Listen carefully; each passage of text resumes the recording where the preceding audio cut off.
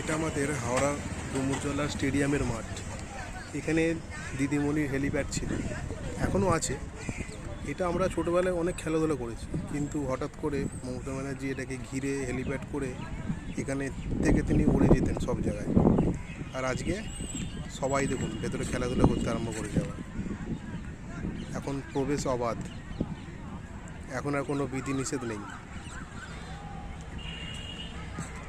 এক সপ্তাহ আগে পর্যন্ত এখানে চারিদিকে পুলিশ সিকিউরিটি দিয়ে পাহারা থাকতো, এখন পুরো ফাঁকা।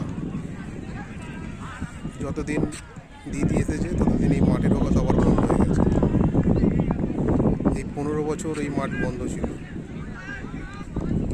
কিন্তু আজ থেকে আবার খেলা আরম্ভ হয়েছে।